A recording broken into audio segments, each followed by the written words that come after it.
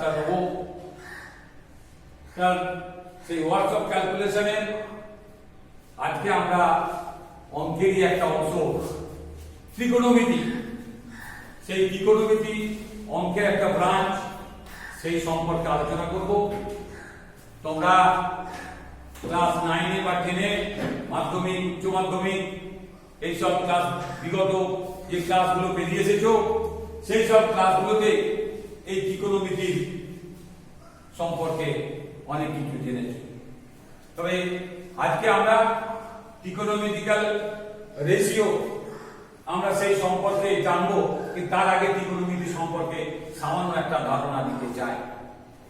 কি না, আমরা জানি আমাদের একটা প্রবাদ বাক্য আছে, we know that necessity is the method of invention. আমরা জানি আমাদের প্রয়োজনীয়তায় একটা আবিষ্কার করে, কোন জিনিসকে আবিষ্কার করে, আমাদের চাহিদা সেই আবিষ্কার করে। এই ত্রিকোণমিতি শব্দটি দুটো গ্রিক শব্দের সমন্বয়ে গঠিত। সেই দুটি গ্রিক শব্দ কি আমরা দেখো এখানে লিখে দিয়েছি, দি গ্রিক ওয়ার্ড ট্রাইগন। ট্রাইগন, এই ট্রাইগন কথার অর্থ কি? ট্রাইগন কথার অর্থ হলো three angles and the word মিট্রি।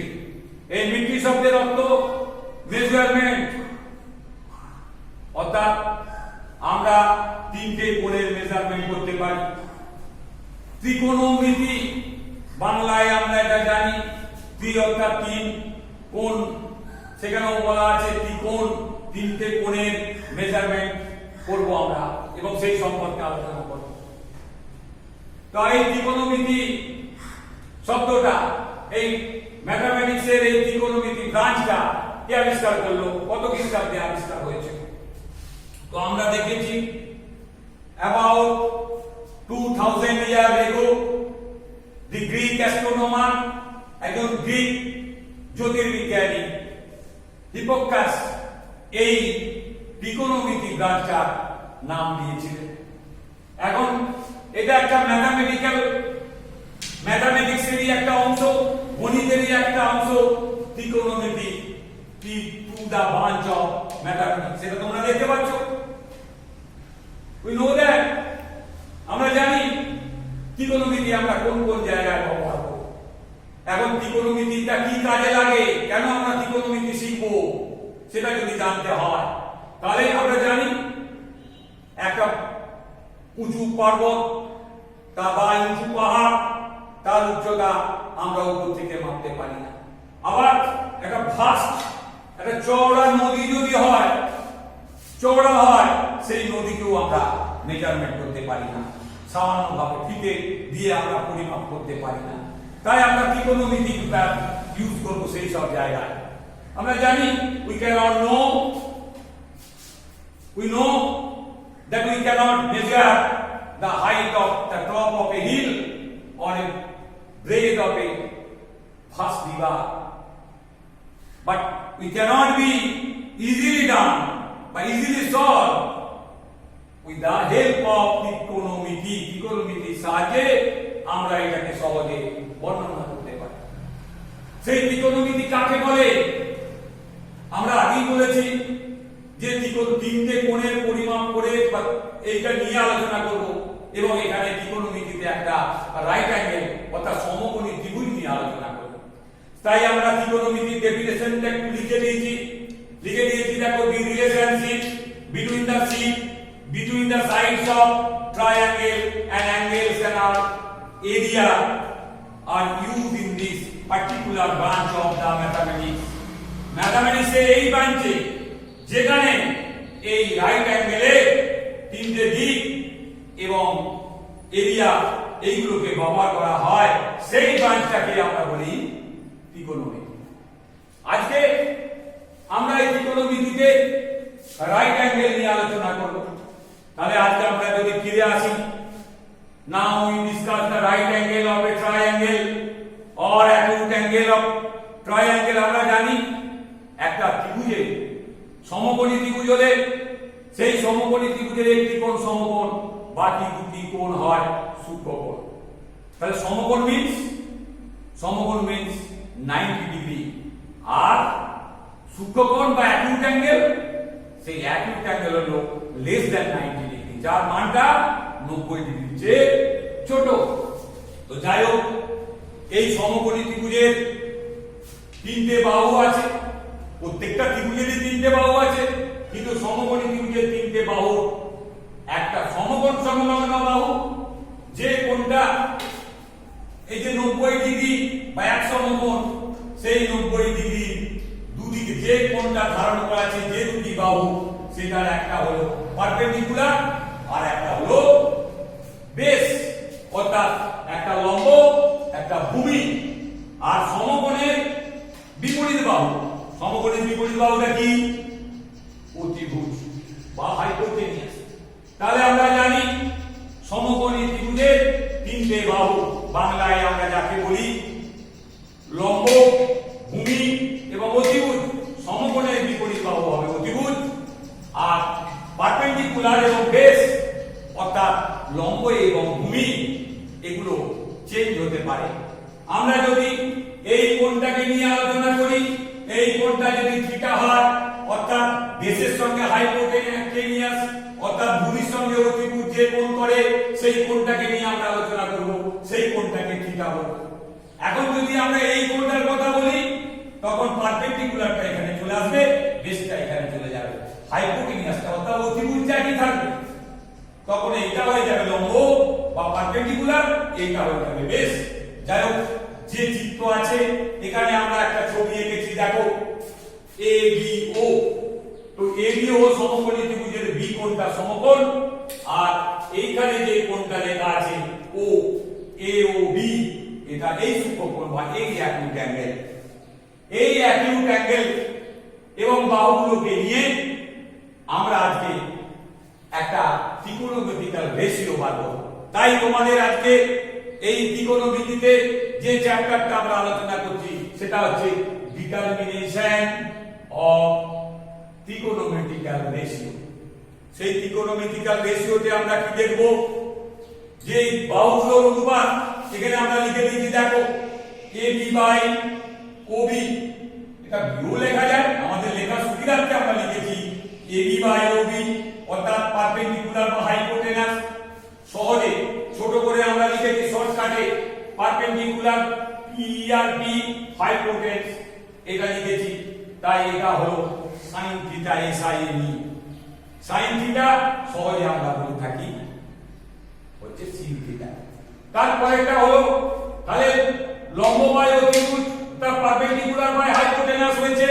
এখন আমরা লিখব বেস বাই হাইপোটেনাস, অর্থাৎ AB বাই OB base by hypotenuse is equal to cosine theta, শর্টকাটে আমরা বলি cos থিটা।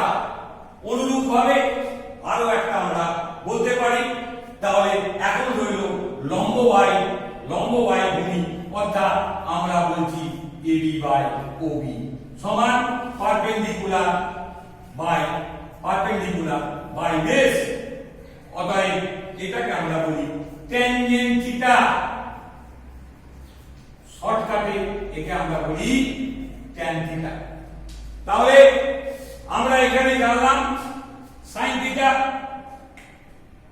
cos থিটা এবং tan থিটা, অর্থাৎ perpendicular by hypotenuse sin theta, base by hypotenuse cos theta এবং পারপেন্ডিকুলার বাই বেস হলো tangent theta বা tan theta. আর তিনটে আছে, সেই তিনটে আমরা আরো তিনটে ইউনিটকে আমরা বলে দিচ্ছি এখানে, দেখো সেটা দেখতে পাবে।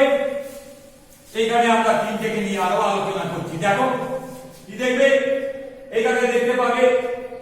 আমরা বলেছি এগুলোকে যদি উল্টে দিই তাহলে কি হবে, অর্থাৎ যদি বলি যে হাইপোটেনাস, অর্থাৎ আমরা বলি AO ডিভাইডেড বাই AB, তখন এটা হয়ে যাবে, অর্থাৎ হাইপোটেনাস ডিভাইডেড বাই পারপেন্ডিকুলার, তখন এটার নাম হয়ে যাবে কোসেকেন্ড থিটা। কি হবে? কোসেকেন্ড থিটা শর্টকাটে আমরা বলি ও সেক থিটা। এরপরে এবারে যদি আমরা এটাকে উল্টাই তাহলে কি হবে OB by AB, OB by AB,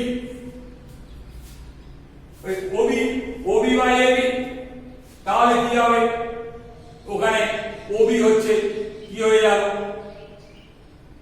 এও বাই, এখানে এবি বাই ওবি লিখেছি পারপেন্ডিকুলার বাই বেস, আর একটা লিখেছি এটা ভুল হয়েছে, এটা হবে OA by A, OA by OB, আর এটা হবে এবি বাই ওএ। আচ্ছা এটা আমাদের ভুল ছিল, তো যাই হোক এখন আমরা যেটা লিখলাম সেটা হলো এও বাই এবি অর্থাৎ হাইপোটেনাস বাই পারপেন্ডিকুলার সমান cosec theta by cosec theta. আর একটা কি লিখলাম যে ওবি বেস বাই হাইপোটেনাস ছিল, এটাকে আমাদের লিখতে হবে কি না এও ডিভাইডেড বাই ওবি অর্থাৎ হাইপোটেনাস ডিভাইডেড বাই বেস, এটাকে আমরা লিখব সেকেন্ড থিটা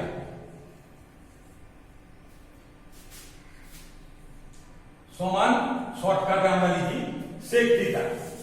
আর একটা আছে সেটা কি, আর একটা আছে সেটা হলো লম্ব বাই ভূমি ছিল, তাহলে ভূমি বাই লম্ব অর্থাৎ ওবি বাই এবি, আমরা লিখি ওবি বাই এবি অর্থাৎ base by perpendicular is equal to আমরা লিখব কোট্যানজেন্ট থিটা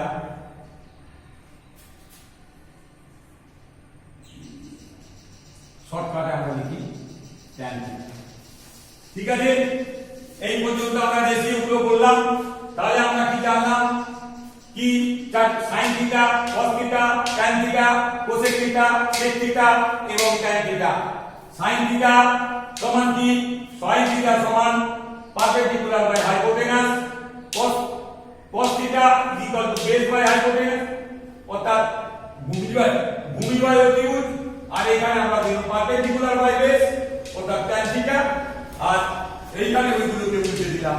তাহলে এখানে আছে অতিভুজ বাই লম্ব কোসেক থিটা, এখানে আছে কি অতিভুজ বাই ভূমি হয়ে গেল sec থিটা, এখানে ভূমি বাই লম্ব হয়ে গেল tan থিটা। এইভাবে আমরা এখানে 6টা unit sin theta cos theta tan theta cosec theta sec theta এবং cot থিটা সম্পর্কে আলোচনা করলাম। পরবর্তী ক্লাসে তোমাদের বাকি জায়গাগুলো আলোচনা করে দেবো। আজকে তোমাদের এইখানে তোমরা সবাই বুঝে নাও, দেখে নাও, পরের দিনে আমরা আবার নতুন করে আলোচনা করব। আজকের ক্লাসটা এখানে শেষ করছি। Thank you.